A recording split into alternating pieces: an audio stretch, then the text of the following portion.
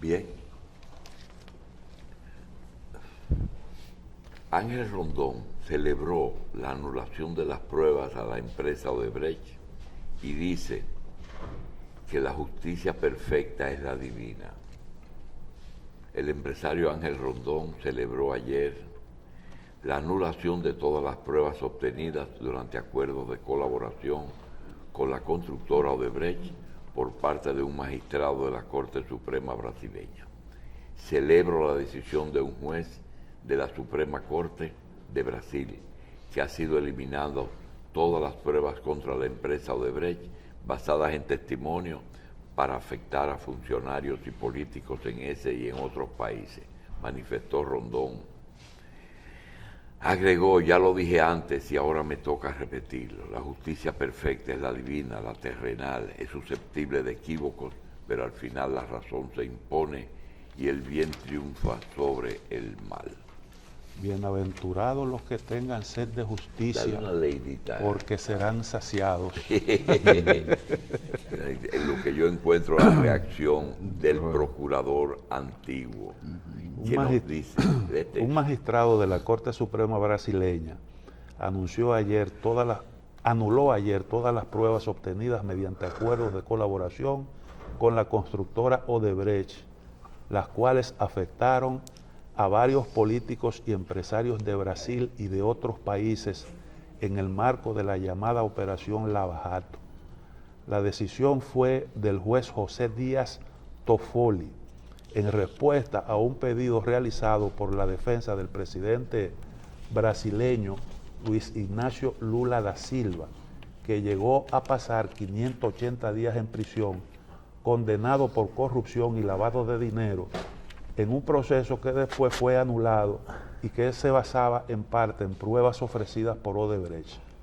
En su dictamen, el magistrado también ordena que entidades como la Fiscalía General de la República, la Oficina Jurídica de la Unión y el Consejo Nacional de Justicia investiguen la responsabilidad de los agentes públicos involucrados en la celebración del acuerdo de clemencia con la constructora.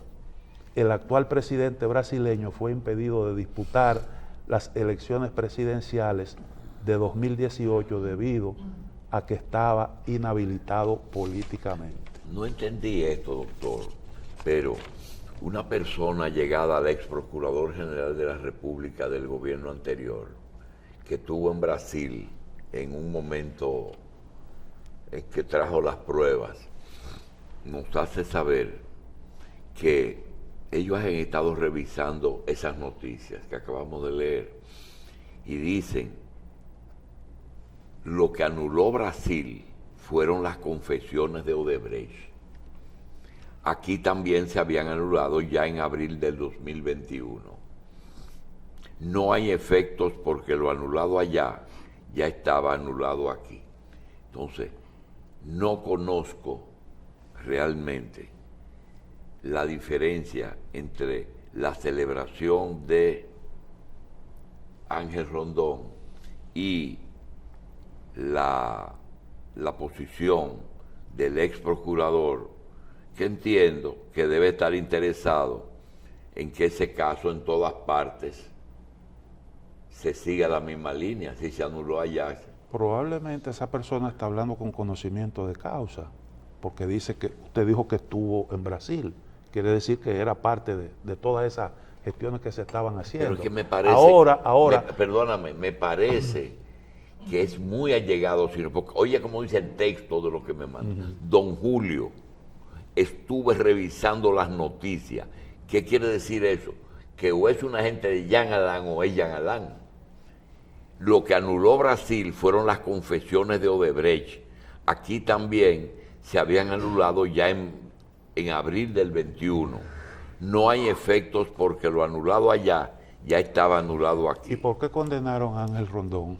¿A quién? Ángel Rondón no fue por supuestamente haber recibido soborno. ¿Y quién fue que dijo que hubo soborno? Fue Odebrecht. ¿Y a quién le confesó Odebrecht?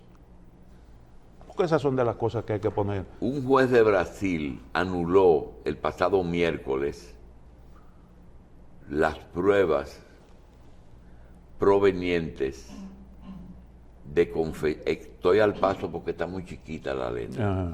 Las confesiones de ejecutivos de Odebrecht. Yo creo que tú me puedes leer eso mejor, porque yo soy un hombre de edad provecta. Acuérdese que yo también. No, usted lo estaba leyendo. Carlos. Eso se le hace un zoom. Un juez de Brasil anuló las pruebas provenientes de ejecutivos de Odebrecht implicados en el escándalo de corrupción Lava Jato del presidente Luis Ignacio Lula da Silva, ligada a la misma investigación. Lo que pasa es que hay una parte del texto que está cortada a la derecha y por eso quizás no se entiende.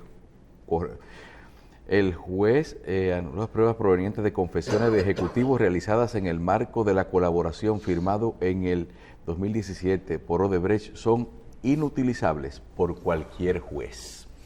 Ahí está. Eso nos deja una enseñanza. Eso nos deja una enseñanza. Con las delaciones premiadas hay que tener mucho cuidado. El juez que emitió ese dictamen estableció que para conseguir esas delaciones se utilizaron métodos parecidos a los que utilizaba la dictadura en aquel entonces. Eso es lo que se está denunciando. Y entonces resulta que el juez Moro y el fiscal responsable de la investigación se coordinaban. Y lo que se dice ahí, que se está publicando, es una cosa horrorosa. Horrorosa. Cómo el juez Moro le trazaba pauta. Incluso hubo un momento en el que el juez Moro tenía temor de que le quitaran el caso, porque él filtró información sobre el expediente, y eso se considera un abuso de poder.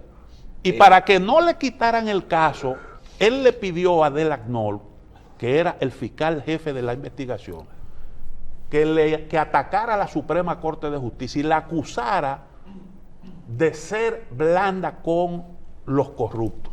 ¿Para qué? Para que no le quitaran a él el caso, porque él se sentía vulnerable por las filtraciones. Mira, tú has tocado, no sin querer,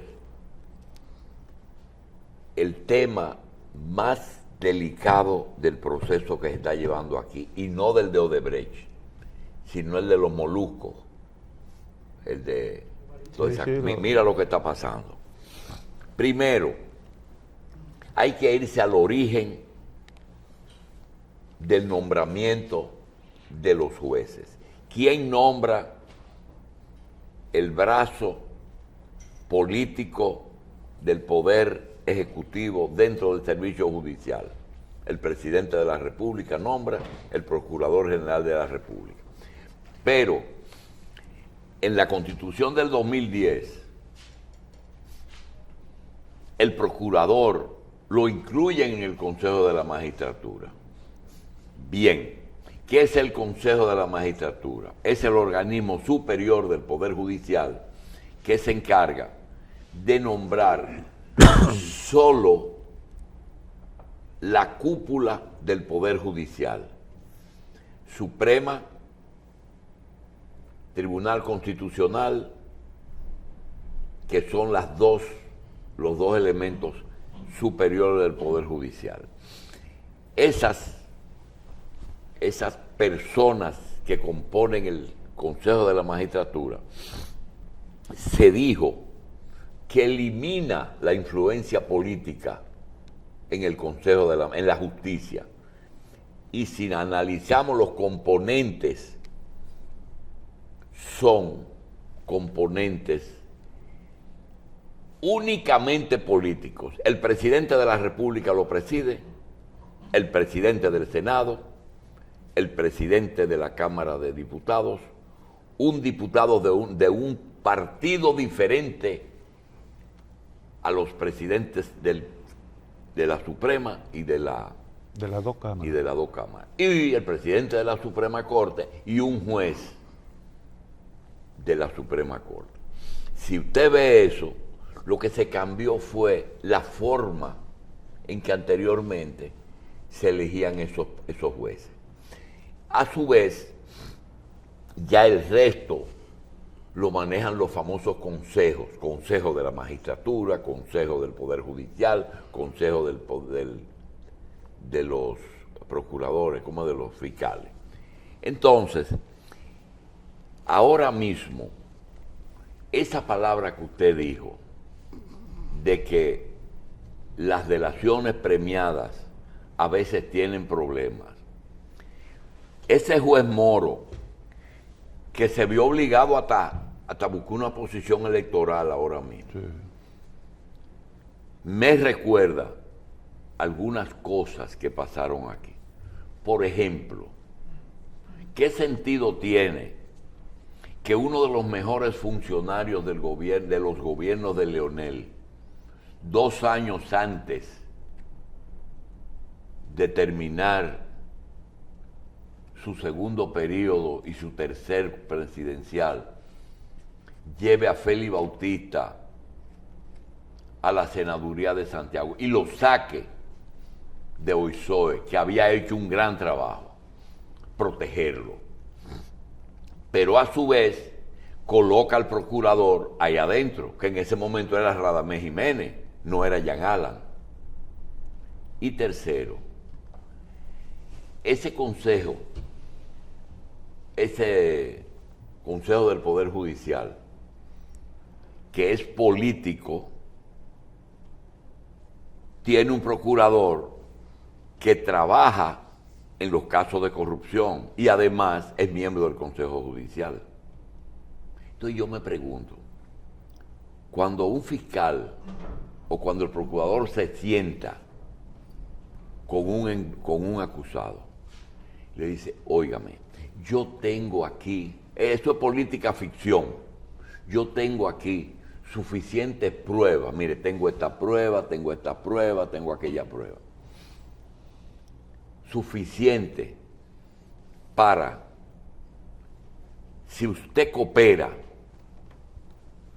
yo me comprometo a que en vez de 10 años, usted solamente estará preso 2 años. Piénselo y dígame, mire las pruebas que tenemos. Y si antes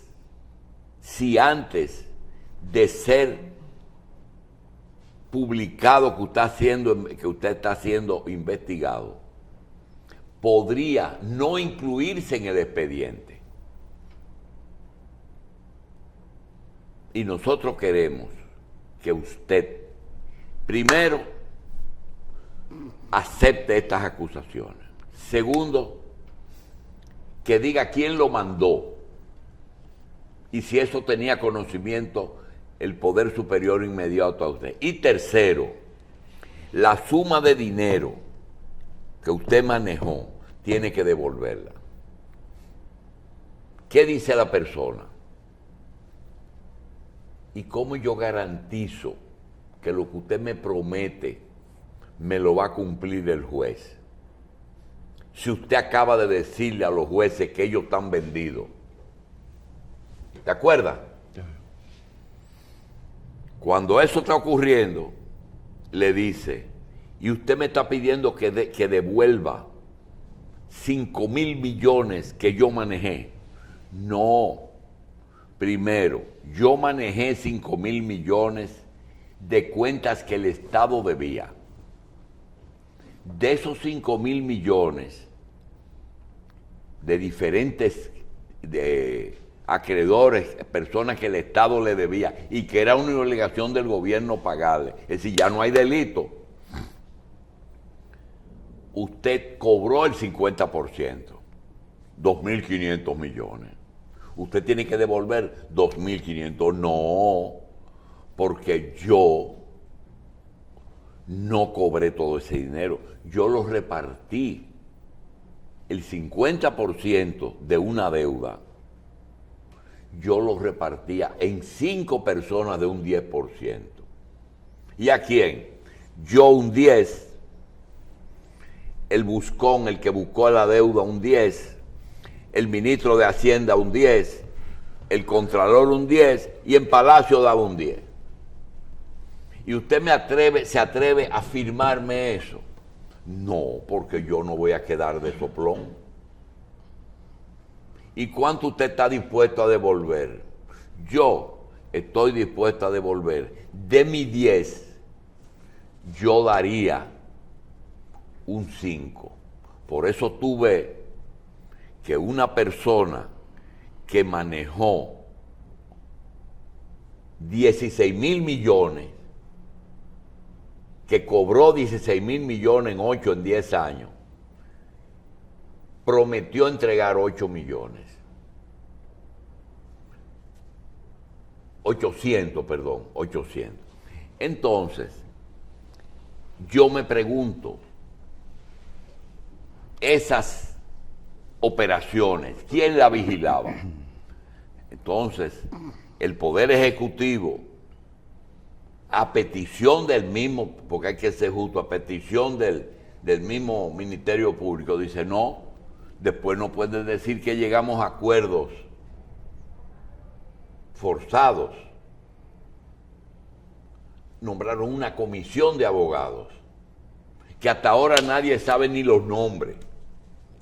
3 abogados que tenían que darle seguimiento a él. Y hoy día, aquí hay personas acusadas que están sueltos, que dieron delación. ¿Dónde está Mimilo Jiménez? Bien, gracias. ¿Cuánto devolvió Mimilo Jiménez? No tengo idea.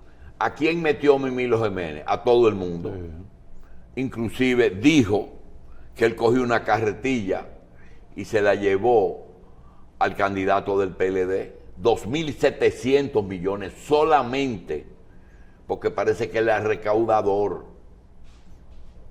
Pero el coordinador de ese grupo no se menciona. Era el que captaba el cliente.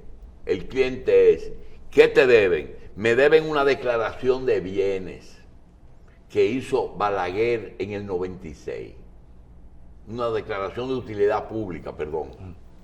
Entonces, eso, él lo va a cobrar. Esa es una. Y ese señor se encargaba de repartir el 50 o el 40, a veces era el 40, porque la deuda no era muy vieja. Y eso estoy hablando de eso solamente. Pero cuando la Procuraduría vio que en un juicio de fondo a un juez le iba a resultar difícil fallar en el caso de un pago de una deuda que el Estado tenía y que tenía que pagar, porque ahí no hay delito, y que tú no podías demostrar lo de 5, 10 y 10, porque eso hay que buscar pruebas. Sí. Ah, que yo le di eso a Donald Guerrero, y le di eso a Peralta, y le di eso a Perenceo. No, tú tienes que buscar la prueba. Entonces, cuando ellos vieron eso, empezaron a revisar los casos y encontraron una cosa, que ese mismo equipo estaba en otro accionar ilegal, que era que ellos estaban manejando el juego ilegal. Y entonces a ellos lo van a condenar por el juego y no por el cobro de las deudas.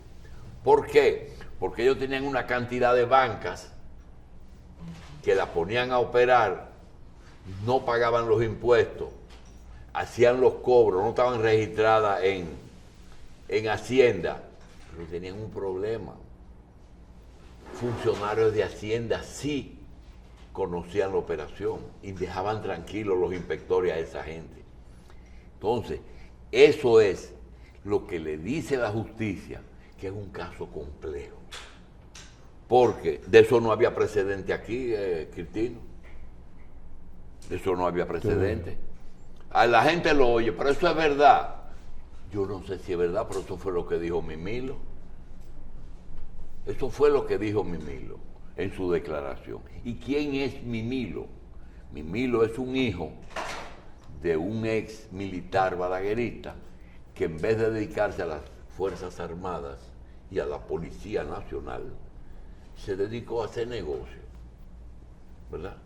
con todos los gobiernos y sobre todo con negocios que estaban al borde de la ley. Y tenía también otra cosa.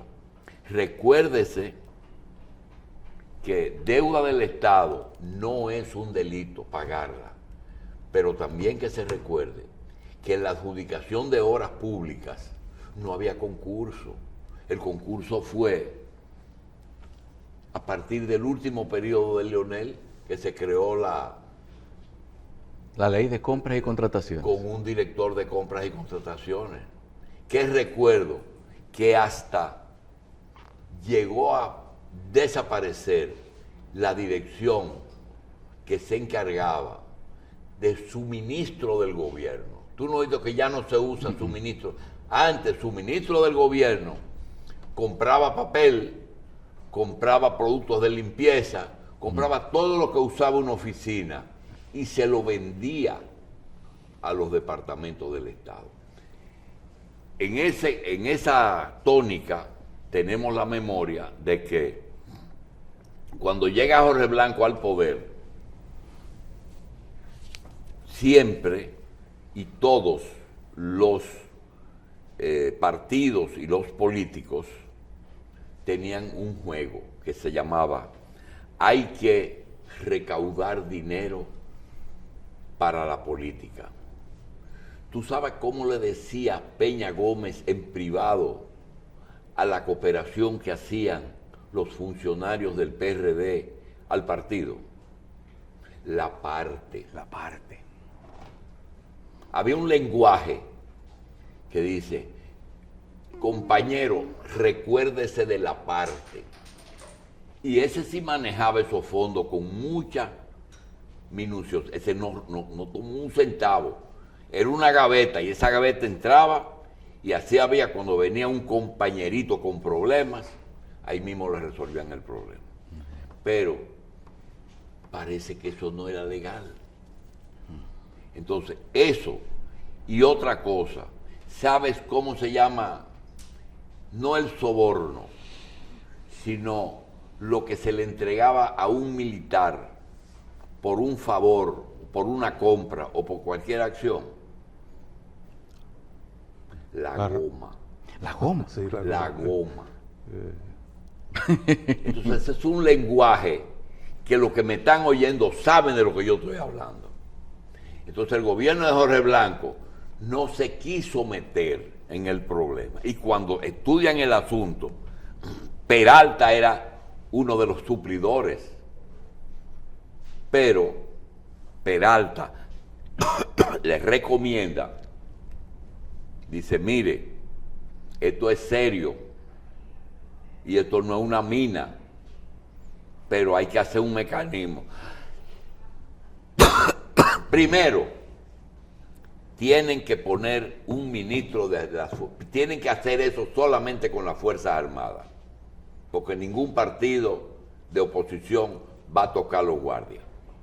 Segundo, el ministro de las Fuerzas Armadas tiene que estar enterado de la operación.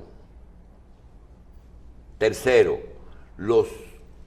¿cómo es que se llaman los encargados de los intendentes? Los intendentes. Por eso es que tú ves que el intendente más importante fue el que más declaró en el juicio. Los intendentes tienen que estar enterados de la operación. Y finalmente, el presupuesto tiene que dar visto bueno a todo. Por eso es que surge un nombramiento que todavía nadie ha analizado. ¿Cuál es el nombramiento de Leonel Almonte? Asesor presupuestario del Poder Ejecutivo. Era el jefe de presupuesto. El que decía, eso hay que pagarlo. Pero cometieron un error. En el sistema de compras, en vez de tener otro mecanismo, lo que hicieron fue sobrevaluar las compras. Por ejemplo, productos, una Toyota, una piña para los comedores de los militares, la ponían 10 veces al valor que costaba. Entonces ahí fue el gran problema, que salió hasta el presidente preso, porque en el juicio Conchita y el juez Severino pudieron determinar que había una voluntad superior, enterada, y que ordenó eso. Cuando quitan a Ramiro Matos, porque Ramiro se niega, dice, ¿y cuál es el mecanismo que yo tengo que usar? Ah, no, usted lo que tiene que mandarlo a tomarse un cafecito con Peña Valentín o con Leonel Almonte. Dice Ramiro, que Rocky quiera, yo no voy a mandar a tomar cafecito. Yo no tomo café. No, Entonces, no, a Ramiro le pararon un BMW. Dice, No, mire, ahí está su carro. a Dice que Ramiro en esa época tú le podías vender un trago, pero café no. Entonces, y ahí es que surge Cuervo Gómez.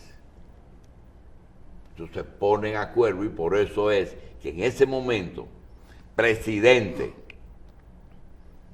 jefe de las Fuerzas Armadas, director de CORDE, asesor presupuestario, todo el mundo preso. Y te voy a decir una cosa, y los montos eran insignificantes con respecto a de lo que se está hablando ahora, porque yo oí ayer que el caso del cuñado de Danilo Medina, el caso de Montilla, y que eso es 60.000 millones. Ese era el presupuesto de aquel entonces. Oh, pero Trujillo dijo en estos hay un reportaje de Trujillo que dice en su última entrevista, que yo creo que estaba medio borracho. En el 30, cuando yo tomé el poder, 9 millones. Ahora el próximo, 200 millones. 200 millones, ahora es 1,5 billones. 1,5 billones. Luis Abinader WhatsApp, no, José Rafael Abinader WhatsApp, director de Finanzas. Contralor General de la República en el gobierno de Antonio Guzmán, le cobró compulsivamente 30 millones. a Charles Bludo 38 millones. 38 millones por un impuesto dejado de pagar. Y llegaron a un acuerdo de que para no pasar vergüenza en el Congreso americano de que una firma americana estaba dejando de pagar impuestos, llegaron a acuerdo de invertirlo en obras públicas en el este. Y ahí es que surge el estadio Micheli. Francisco, ajá, Sí, ahí así fue que surge. salió. Sí. Obra, un grupo de obras. Pero eso no para ahí. Juan Hernández y ¿cómo se llama la subdirectora cuando se enfermó Juan? La Montaz. Ah, La Montaz. Cuando se vendió Claro, cuando Claro compró a Verizon, la ganancia de capital por esa operación tenían que pagar 500 millones, que era el 25 de 2,000 millones. Y hasta el embajador americano vino a defender su compañía. Y transaron por 200 o 250 millones. Porque el gobierno en ese momento dependía mucho de ese impuesto. Entonces, todo esto, yo entiendo que para mejor y tranquilidad del futuro de esos funcionarios, esos acuerdos que se están llevando a cabo con, número 1, Mimilo, número 2, Fernando Crisóstomo, que ese era el coordinador general de todo, y número 3, un legislador que no soy yo que lo pongo, fue Mimilo, que es el legislador más votado del país entero, en el que la población registrada para votar, proporcionalmente votó más por él, que es el señor Moya. Entonces, esas 3 personas hoy no tienen problemas ni limitaciones y ni lo tocan. Se llaman los intocables. Entonces, el juez de la Suprema que está encargado de interrogar a aquellas personas que tienen privilegio de interrogarse, dice, a mí me nombraron, pero aquí no me han traído el primer expediente de ningún legislador. Entonces, ese problema de los acuerdos con Estados Unidos, que son 3 acuerdos, le decía yo a él ayer. Número 1, los escritos. En un país que tiene acuerdos vía nacional, Quirino y esa cosa. Después viene el caso de los acuerdos verbales. Por ejemplo, Jan Alan fue a Washington y lo recibieron en 5 minutos en el caso de Brecht. Y le dieron. Y ahí es la orden. La orden, esto es lo que queremos. Entonces, eso es lo que hay que decir. Porque con el tiempo no van a acusar a Pompeo, ni van a acusar a Reagan, ni van a acusar a Bush, ni a Buchito, al hijo, ni a nada. Ahorita estaba hablando José Israel de Dick Cheney y lo ponían ahí como el jefe de Bush hijo. Señores, las cosas de Estado no se pueden hacer secretas todas, y cuando hay intereses menos, porque a la larga... En el caso de Brasil lo que se dice es, dice el juez que acaba de emitir esa sentencia, hay indicios de colaboración de estos que manipulaban la justicia con la CIA de Estados Unidos. Eso se dice en esa sentencia. No. Pero ¿quién mueve la primera acción? ¿Y por qué? Resulta que Odebrecht tiene una serie de países que realizaba trabajo. Era una multinacional. Incluyendo Estados Unidos. Ustedes quieren una obra. Es más, lo gestionaba el mismo gobierno, porque los presidentes deben ayudar a sus empresas. Claro. Ustedes quieren, nosotros le conseguimos la obra bien hecha, El financiamiento. y el financiamiento con Petrobras. Y consiguieron 12 naciones, pero también consiguieron la 13 y la 14, que son Estados Unidos en Florida y el Mariel en Cuba. Y fíjate que esas 2 obras llegaron a un acuerdo de una vez y nadie lo ha mencionado. ¿Por qué?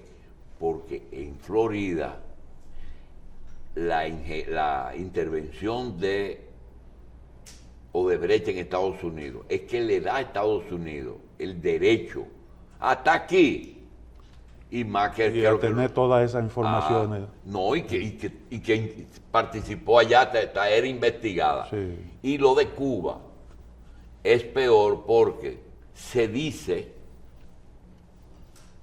se lo hemos preguntado a Cristino y a José Israel mucho, las cosas grandes de la URSS, ¿en manos de quiénes quedaron? Y algunos dicen, de los militares rusos. Dicen que el negocio de Brecht fue con los militares cubanos, que están preparando su futuro económico y que algún día, cuando termine totalmente de desmontarse el régimen, esa gente serán los dueños de el turismo y de los puertos. Además, quitarse el uniforme y ponerse un saco ya. Exacto. Por ahí es que entra la contrarrevolución, con eso hay que tener cuidado. Mire cómo se maneja Nicolás Maduro. Bueno, pero es que tú no la puedes quemar, porque ¿cómo se llama el avionzote ese grandote, que es el más grande del mundo? Ahí lo destruyeron El en un Antonov, bombardeo. El Antonov. El Antonov. Ese avión, que lo que cambió fue de dueño, ¿verdad? Pero sigue la empresa igualita. Entonces, señores, les digo a esta gente, den a conocer esos acuerdos. No es verdad que aquí se está diciendo que nadie es inocente. No se está diciendo que nadie es inocente.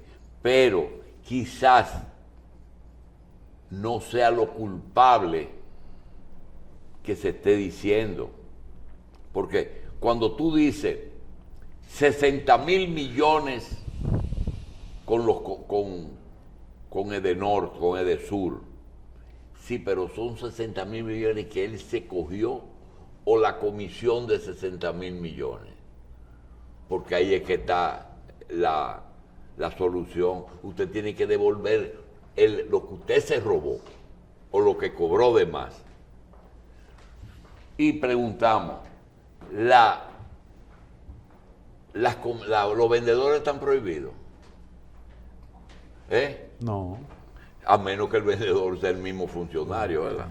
Entonces, señores, el tema es preocupante y yo creo que aquí se debe de darle al país la información que tiene que ver con, primero, qué acuerdos se están llegando con los delatores premiados. Así que se llama. Los delatores premiados. Sí. Mire cómo se manejan las cosas en Estados Unidos.